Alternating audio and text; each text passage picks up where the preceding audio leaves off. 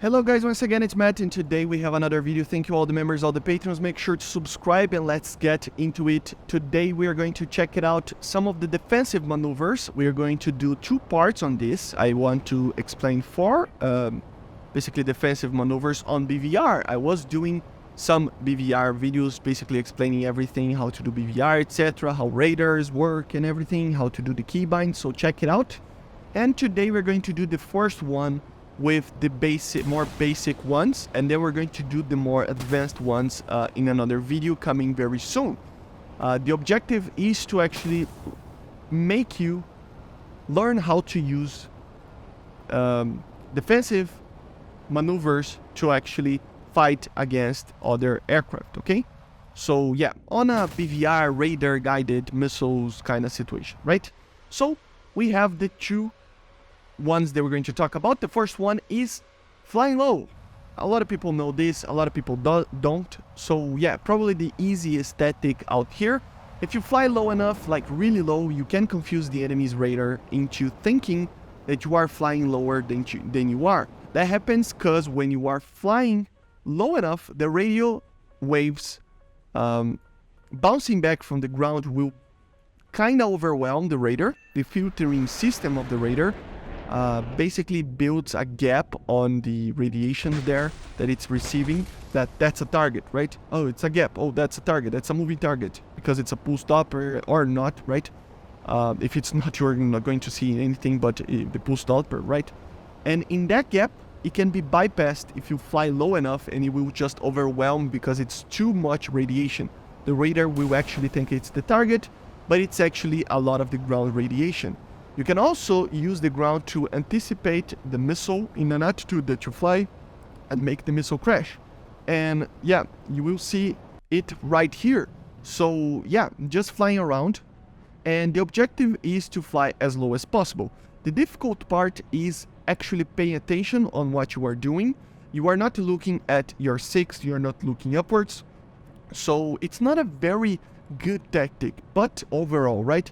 But against very close targets in smaller maps maybe or something like that, it is a very, very good tactic. I always try to go as low as possible, fly low as possible, when I face a head-on that I kind of don't have a kind of how to get away with it. Basically, I cannot do anything else against the missile. So the missile is already coming, it's really close, but I am close to the ground, I can use the ground. So fly really low, you have to really pay attention, a lot of things to crash. So you really, really need to pay attention on that. It's the harder part. And yeah, he's firing missiles, as you see. Missile hit the ground, as you see.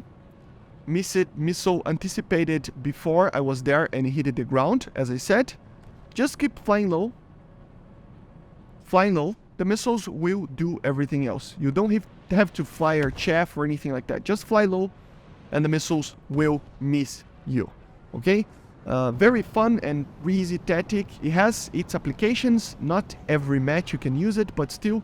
And here is an example of the aggressor aircraft, how it would be for the attacking aircraft to actually have this problem. So yeah, I locked my friend there and fired a missile. The first thing that you have to notice is the square of the lock radar. As you see, it's a little bit on the bottom of the aircraft there. That's because it's actually locking a little bit of the ground, and the missiles completely miss. He's not doing anything. He's just flying around low to the ground.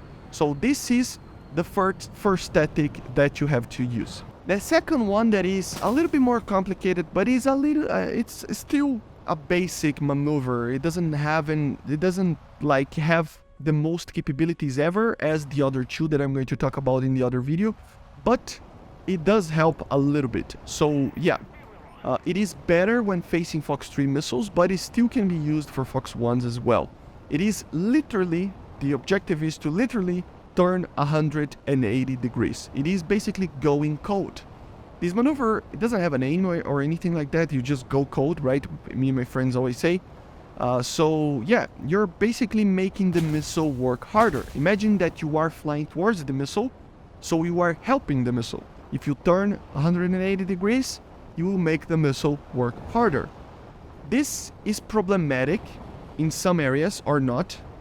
But let's talk about the good things. There are 3 good things while doing this. The first one is while you are doing the turn, 180-degree turn, you will pass the 90-degree turn mark. You will be perpendicular to the radar of the enemy, making it easier to him to actually lose the lock. So normally a pull stopper lock, obviously. So it's kind of a notch that we're going to talk about in the second video, but it is basically making the radar lose the lock. So yeah, you have to consider that that's a good thing, right? If he loses the lock, it's already pretty alright. Another thing that you have to consider is that you are putting your 6 on the missile head. That's kind of weird, but still. When you drop a chaff and you are with your 6 towards the missile, you will basically be released on the face of the missile, you know, making the radio waves bouncing back from the chaff overwhelm the missile and basically ignore you. That happens because you are going further away and escaping while the chaff is closer to the missile. Hence, the radio waves are each second closer and closer and bigger to the missile. So basically looking at the chaff, it is a larger radio wave bouncing back overall, right, than your aircraft. And then it will go to the chaff instead of you. So this is basically a catch. If you don't release the chaff, the missile might normally will end up going towards you, depending on the distance and other things. But if you do the chaff, it will just work fine. The missile will go for the chaff like it goes for a flare.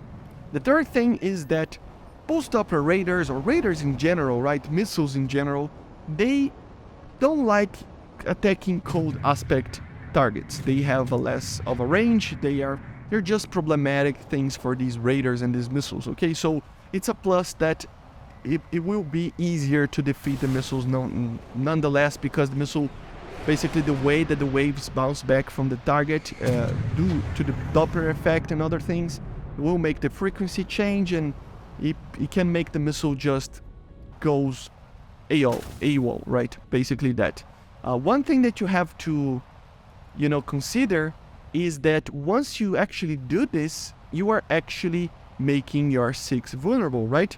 So if the target is closer to you, it is not a very good tactic. Remember this. This tactic is actually good when you are kind of far away from the target, not when you are clear and near the target, okay? So just remember that it really is an important thing. As you see over here, we are just getting a little bit of distance from each other to actually test it out. But you will see that from here, for example, we have the example that me and my friend were flying. You will see that he fired a missile from like 10, 12 kilometers, and I will basically go cold, okay? So waiting for him to actually fire the missile. So he fired the missile. The objective is 180 turn. If I don't drop the chaff, it will kill me. So while you do that, drop some chaff. It will go like it is going for some flares. He fired another missile, as you see. You are trying to run away. That's why it's not a good option for doing this up close, right? If he had an IR missile, he would have killed me. And if you don't have chaff, it would still kill you. So there is 2 dangerous things about it. You have to be careful on up close options, because IR missiles, and also due to the fact of not having chaff, for example, will make you get killed anyway, right? So here is the aggressor part as well. You will fire the missile. The chaff is just confusing the radar and the missile, as you see, and I just couldn't get a lock. I regained the lock, the missile just went for the chaff, and I couldn't do anything. So yeah, it's particularly good when trying to do this, for example, the missile didn't even have a proper radiation to actually go after the target. So yeah, it's really good when you are at 90 degrees specifically to drop the chaff, and it will make the missile really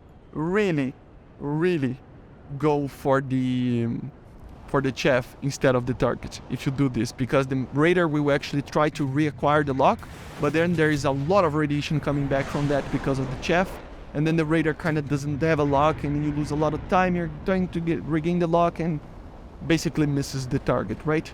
So yeah, but basically this is it, guys. These are the 2 most basic maneuvers that you can do for basically a defensive position against BVR missiles or radar-guided missiles. As I said, the most advanced ones, I'm going to talk about it later, or tomorrow, or I don't know when I'm going to release the video, but I'm going to talk about crank and notching, so very important subjects. So make sure to subscribe, and just keep an eye out on the schedule, or not the schedule, the playlist of the BVR guides that I'm uploading a lot on that, okay? I see you guys on the next one. Hopefully it was helpful, and I see you guys, and I already said that. I don't know. See ya. Bye. See ya.